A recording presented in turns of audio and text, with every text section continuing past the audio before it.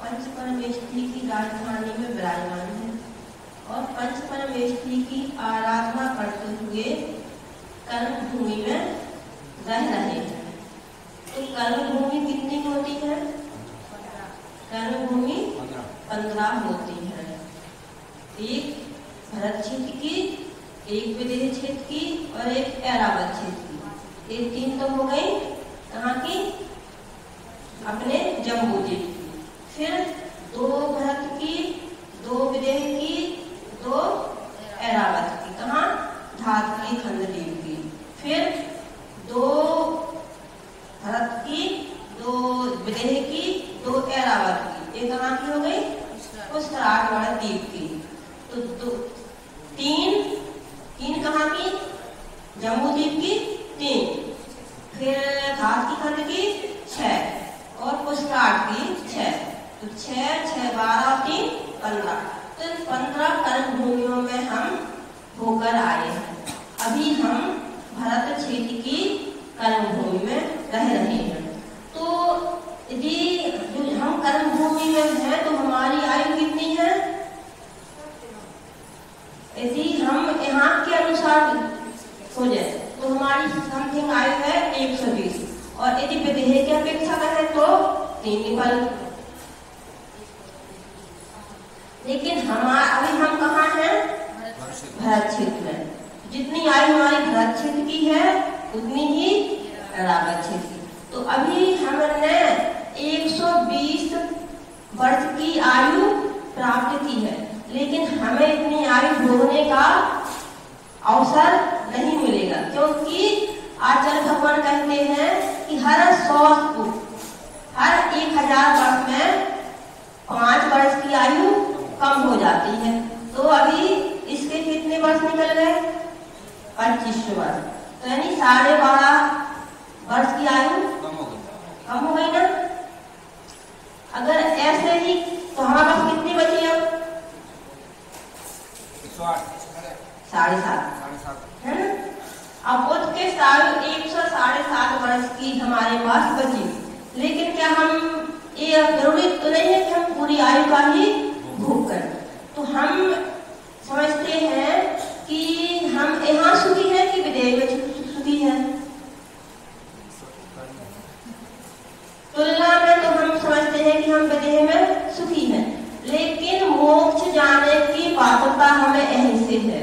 विदेह क्षेत्र की भोग भूमि से हम मोक्ष नहीं जा सकते। विदेह क्षेत्र की जो भोग कर्म भूमि से जा सकते, लेकिन विदेह क्षेत्र में जो भोग भूमि है उससे हम मोक्ष नहीं। तो मोक्ष जाने के लिए हमें कर्म भूमि में जन्म लेना ही पड़ेगा और हम सभी को मोक्ष जाना भी है। जाना कि नहीं जाना? तो जो विदेह में कर्म भूमि है और यहाँ कर्म, उसमें क्या अंतर है? वहाँ से मोक्ष जा सकता है, चौथा का ही रहता है हमेशा। तो विदेह क्षेत्र में जो कर्म भूमि है वहां से हम अभी भी मोक्ष जा सकते हैं, लेकिन यहाँ से भी हम मोक्ष नहीं जाते। लेकिन पुरुषार्थ हम यहाँ भी कर सकते हैं और हमें पुरुषार्थ करना भी है मोक्ष जाने का। तो हमें क्या करना पड़ेगा कि हम मोक्ष का पुरुषार्थ करें? इसके लिए हमें क्या करना पड़ेगा? तो हमें संयम को धारण करना पड़ेगा, हमको व्रतों को धारण करना पड़ेगा। व्रतों को धारण करके हम यहाँ से भी मोक्ष जा सकते हैं। विदेह क्षेत्र से तो अभी भी मोक्ष, क्योंकि वहाँ हमेशा तटस्थ काल ही रहता है। लेकिन ये जरूरी नहीं है कि हम अभी विदेह पहुँच जाएं और मोक्ष हो जाए, क्योंकि यहाँ से यदि हम विदेह जाएंगे तो हमें ध्यान के साथ ही जाना पड़ेगा। और ये भी जरूरी नहीं है कि वहाँ जाके हम पुनः सम्यक दर्शन को धारण कर लें, क्योंकि विदेह में सुविधाएं ज्यादा हैं यहाँ की तुलना में। मोक्ष की तुलना में नहीं, यहाँ की तुलना में, भरत क्षेत्र की कर्म भूमि की तुलना में विदेह क्षेत्र की कर्म भूमि में सुख सुविधाएं अधिक हैं। यहाँ हमें हर काम अपने अपने हाथ से करना पड़ता, लेकिन वहाँ अभी भी कल्प वृक्ष है। तो हमें सामग्री एकत्रित करने के लिए मेहनत नहीं करनी पड़ रही है, लेकिन यहाँ हमें मेहनत करनी। और यहाँ से जिसको एक बार सम्यक दर्शन हो गया, छायिक सम्यक दर्शन हो गया, वह नियम से मोक्ष जाएगा। ये बिल्कुल पक्का है कि एक बार सम्यक दर्शन होने पर जीव नियम से मोक्ष जाएगा, क्योंकि छायिक सम्यक दर्शन होने के बाद छूटता नहीं है। ऑप्शन सम्यक दर्शन छूट सकता है, क्षयोपम सम्यक दर्शन भी छूट सकता है और उसको हम पुनः भी धारण कर, लेकिन जब छायिक सम्यक दर्शन हो जाता है तो वह छूटने वाला नहीं है। हम सबको छायिक सम्यक दर्शन प्राप्त करना कि नहीं? तो छायिक सम्यक दर्शन प्राप्त करने के लिए हमें केवली भगवान का पादमूल चाहिए और वह अभी संभव नहीं है। इसके लिए तो हमें अभी कहीं ना कहीं प्रतीक्षा करनी होगी। जब केवली भगवान का समोसरण लगेगा उसमें हम छायिक सम्यक दर्शन प्राप्त करेंगे। छायिक सम्यक दर्शन प्राप्त करके पुनः मोक्ष को प्राप्त करेंगे। लेकिन जब तक छायिक सम्यक दर्शन प्राप्त नहीं हुआ है तब तक क्या हम हाथ पे हाथ रखे बैठे रहेंगे? नहीं। तो कम से कम हम उपसम सम्यक दर्शन और क्षयोपम सम्यक दर्शन प्राप्त करें, भले ही वह प्राप्त होके छूट जाएगा। आज होगा छूट जाएगा, लेकिन जब हमारे हाथ में एक रोटी आ जाती है, उसे हम खाते हैं तो कहीं ना कहीं हमारी भूख शांत होती है। हमें अभी भूख लगी है 10 रोटी खाने की, लेकिन जब एक रोटी मिल जाती है और एक गिलास हम पानी पी लेते हैं तो कहीं ना कहीं हमारी भूख शांत होती है और हमें लगता है कि आज हमें एक मिली है तो कल 2 अवश्य मिलेंगी। हम धीमे धीमे आगे बढ़ने का पुरुषार्थ करते हैं, हम पीछे गिरना नहीं चाहते। तो जब हम एक रोटी खा के 2 की अपेक्षा रखते हैं तो हम उपसम सम्यक दर्शन, छायोपम सम्यक दर्शन को प्राप्त करके छायिक की भी इच्छा रखते हैं कि हमें भी छायिक सम्यक दर्शन प्राप्त हो। जब छायिक सम्यक दर्शन प्राप्त हो जाएगा तो हमें नियम से मोक्ष होगा। मोक्ष होने के लिए हमें फिर किसी की भी आवश्यकता नहीं पड़ेगी। और जब छायिक सम्यक दर्शन होगा तो वह कैसे होगा? योग को संभालने से ही छायिक सम्यक दर्शन होगा। तो योग कितने होते हैं? योग 15 होते हैं। मणि के 4, वचन के 4 और गाय के 7। 4 4 7, 4 4 8 7 15। सत्य मन योग, असत्य मन योग, उभय मन योग, अनुभय मन योग, सत्य वचन योग, असत्य वचन योग, उभय वचन योग, अनुभय वचन योग। फिर आहार औदारिक काय, औदारिक मिश्र काय, वैक्लिक काय, वैक्लिक मिश्र काय, आहारक काय, आहारक मिश्र काय और कार्बन काय। ये 4 मन के, 4 वचन के और 7 काय के मिलकर के कुल 15 योग होते हैं। इन 15 योगों को संभाल करके ही हम मोक्ष को प्राप्त कर सकते हैं। तो क्या हमारे एक साथ मन के चारों चल सकते हैं क्या? जब मन में सत्य मन योग होगा तो असत्य नहीं होगा। सत्य के साथ उभय तो रह सकता है, असत्य के साथ अनुभय रह सकता है। सत्य के साथ अनुभय मन योग नहीं रहेगा, क्योंकि अनुभय में क्या होता है? ना वह सत्य है ना असत्य है।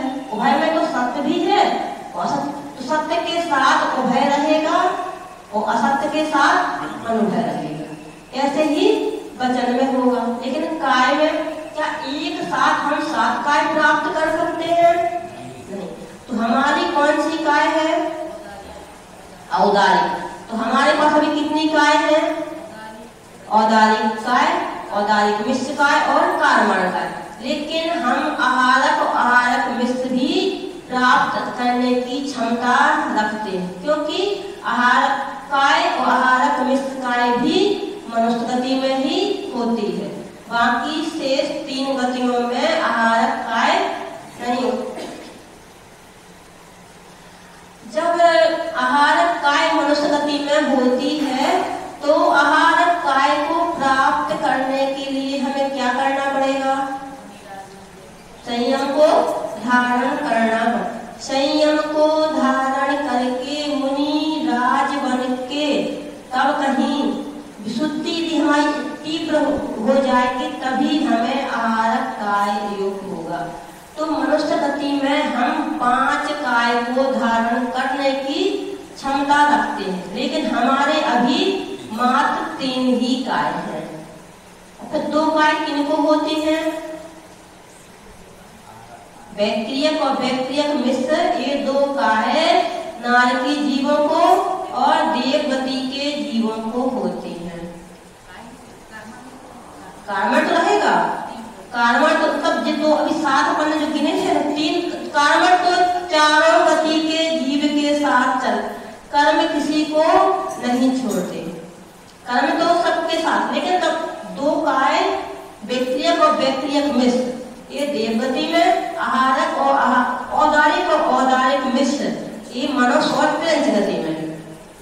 मनुष्य गति में 2 काय और भी मिल सकती है यदि हम पुरुषार्थ करें तो, लेकिन 3 मनुष्य गति में, देव को क्रंच गति में, और 3 देव में और नारक में, नरक गति में। 2 काय ऐसी है मात्र जो मनुष्य गति में रहती है। तो हम सभी आहारक काय को प्राप्त करें, इसके लिए हमें प्रमाद को तजना होगा। जब हम प्रमाद को छोड़ेंगे तभी हम आहारक काय को प्राप्त कर पाए। तो प्रमाद कितने होते हैं? प्रमाद भी 15 होते हैं। 4 विकथा, 4 कसाय, 5 इंद्रियों को बस में करना और मिथ्यात्व और स्नेह, मिथ्यात्व और स्नेह। तो 4, 4, 8, 5, 13 और 2, 15।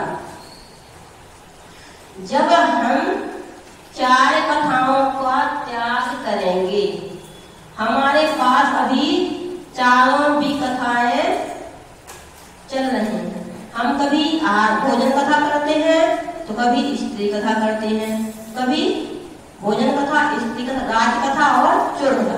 तो कभी हम किसी की हंसी कर देते हैं तो कभी हम राज्य कथा कर देते हैं कि उसने इतना ऋण नहीं चुका, देखो उसने क्या किया, उसने ऐसा।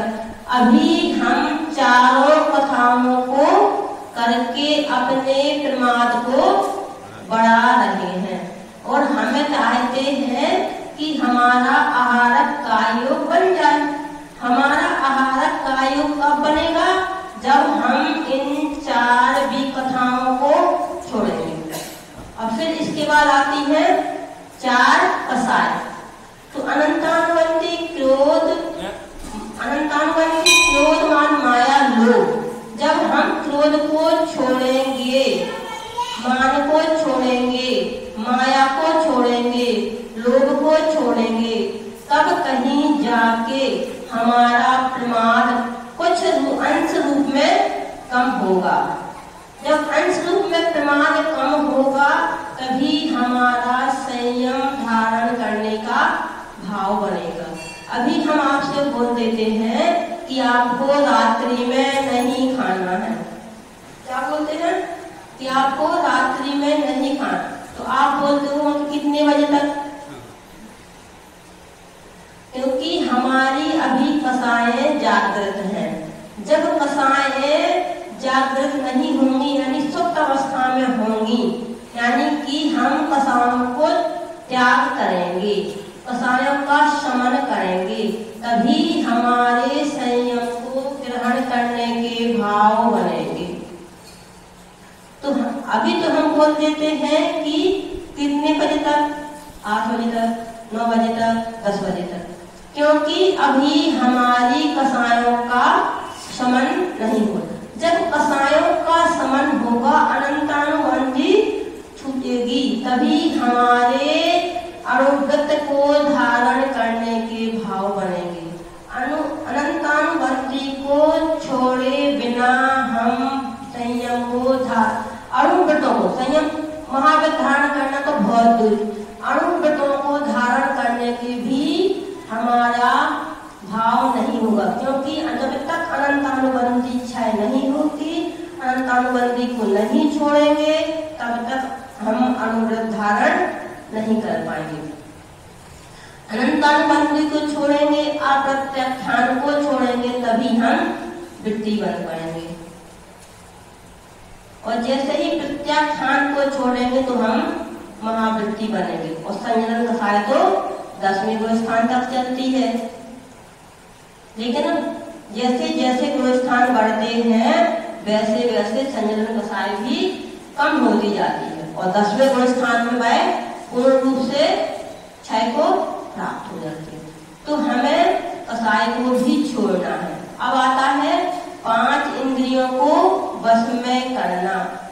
अभी हमारा स्पर्श इंद्रिय भी वश में नहीं है, क्योंकि हम बोल रहे हैं कि हमें गर्मी लग रही है, तो हमने पंखा को चालू कर दिया।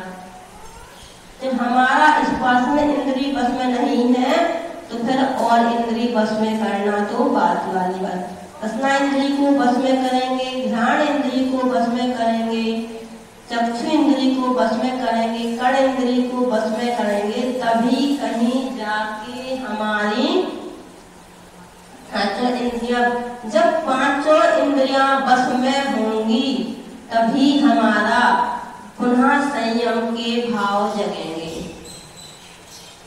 हमारे संयम को पालन करने में इंद्रियां हमें शिथिल बना देती हैं। हमारी इंद्रियों की शिथिलता ही हमें पूर्ण रूप से संयम पालन करने में बाधक बनती है। और हम क्या करते हैं, हमारी इंद्रियों की जैसी इच्छा होती है उसके अनुरूप ही हम कार्य कर देते हैं। हम आहार करने जाते हैं और आहार में यदि सब्जी में नमक नहीं होता है तो हम उसको खाना पसंद नहीं करते, क्योंकि हमारी अभिरसना इंद्रिय पर कहीं ना कहीं लोलुपता है। जब तक हम रसना इंद्रिय पर कंट्रोल नहीं करेंगे तब तक हमारी रसना इंद्रिय संबंधी विजय प्राप्त नहीं होगी। घ्राण इंद्रिय की विजय प्राप्त करने के लिए हमें गंध और दुर्गंध, सुगंध और दुर्गंध दोनों में समभाव रखना है। लेकिन हम क्या करते हैं, जब कहीं से अच्छी स्मेल आती है तो हम अपनी नाक को तुरंत एक क्षण भी नहीं लगता कि हमारी गहरी सांस निकल आती है। और जहाँ जैसे ही दुर्गंध आती है कि हमारी नाक और भौहें दोनों चढ़, तो हमारी नाक और भौहें एक क्षण भी नहीं लगता और तुरंत ही हमारी नाक चेहरा बदल जाता है। तो हमें घ्राण इंद्रिय पर भी विजय को प्राप्त करना है, चाहे सुगंध आ रही हो चाहे दुर्गंध आ रही हो, हमें दोनों में समता भाव बनाना था। लेकिन हमारा समता भाव न होने के कारण ध्यान इंद्रिय पर हम विजय को प्राप्त नहीं कर पाते। फिर आए चक्षु इंद्रिय विजय। हमारी आंखें, हम तो बैठे यहाँ हैं लेकिन हमारी आंखें देख रही हैं किसने किस कलर की वस्त्र पहने हैं, कौन सा कलर हमें अच्छा लगता है। आप हमारे पास 2 पेन लाए थे, माता जी हम आपको पेन दे, तो हम देखते हैं कि ये कलर अच्छा है कि ये कलर अच्छा है। कहाँ हमारी चक्षु इंद्रिय विजय हुई, क्योंकि अभी हमारे अंदर कहीं ना कहीं अच्छाई और बुराई चल रही है, कहीं ना कहीं राग और द्वेष चल रहा।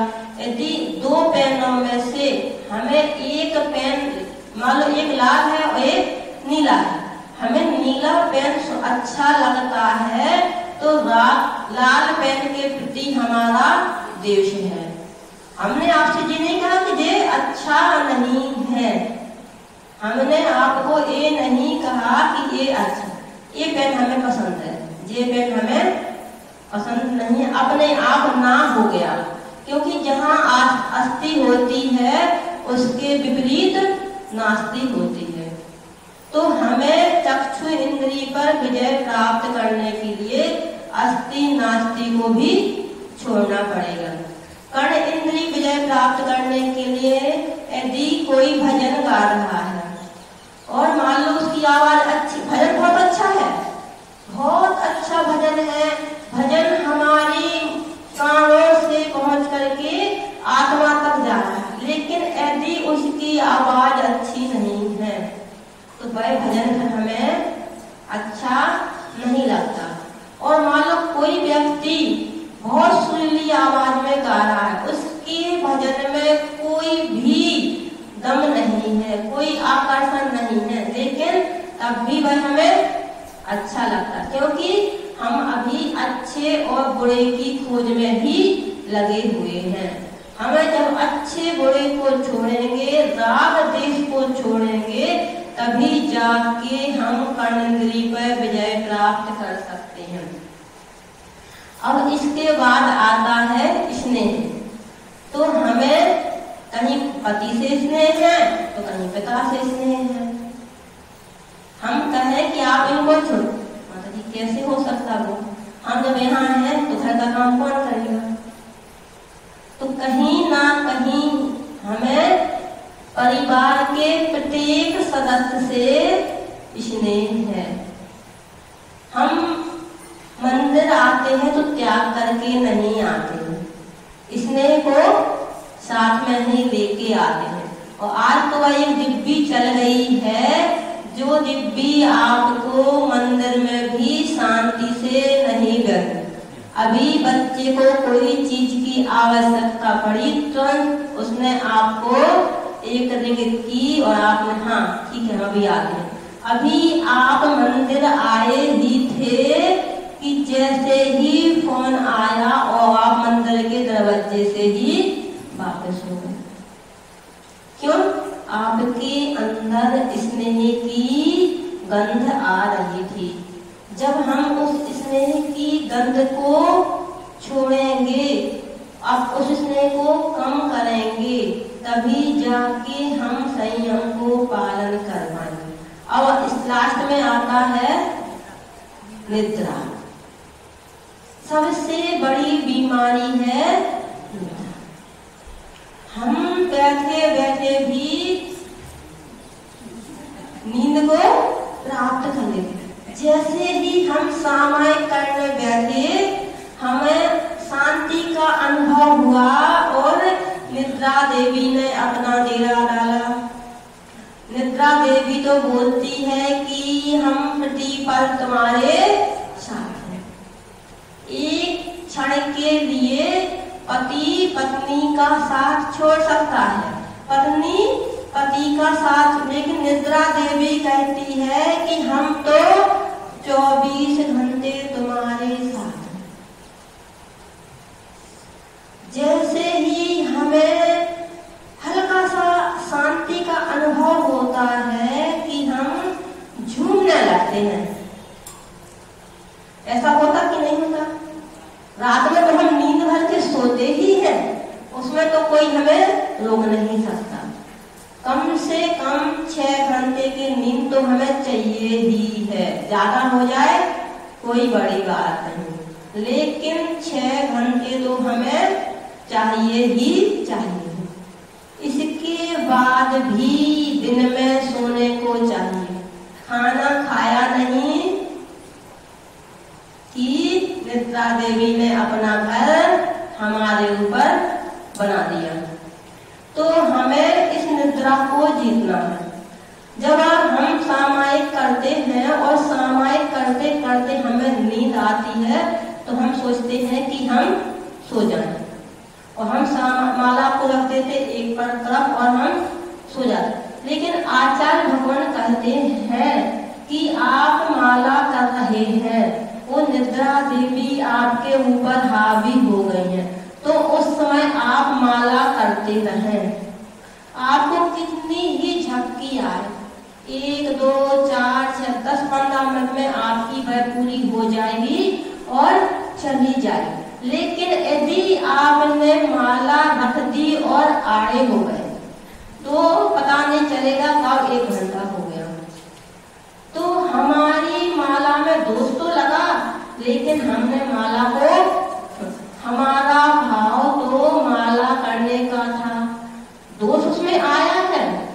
जो सामायिक में 4 प्रकार के दोष होते हैं, अतिक्रम, व्यतिक्रम, अतिचार, अनाचार, तो उसमें सब अतिक्रम ही हुआ है, क्योंकि हमने माला नहीं छोड़ी, व्यतिक्रम नहीं किया, अतिचार नहीं किया, अनाचार नहीं किया, अतिक्रम ही हुआ है। और जैसे ही हमने माला रख दी कि व्यतिक्रम हो गया, और जैसे ही हम आड़े हुए कि अतिचार हो गया और तो हो गया अनाचार। तो हम अतिक्रम, व्यतिक्रम, अतिचार, अनाचार से बचे। संभव तो यही हो कि हम सामायिक में झपकी न लें, लेकिन जब निद्रा देवी आती है तो उस पर हम विजय प्राप्त नहीं कर पाते हैं। हमारी आंखें और सिर अपने आप झूमने लगता है जैसे कोई देव घर आए हैं, ऐसा ही होता है। तो हमें अपनी निद्रा पर भी विजय प्राप्त कर, जब हम 15 प्रमाद पर विजय प्राप्त करेंगे, 15 कसायों पर विजय प्राप्त करें, तब कहीं जाके हम संयम को ग्रहण कर पाएंगे। और संयम को ग्रहण करके ही हम मोक्ष के मार्ग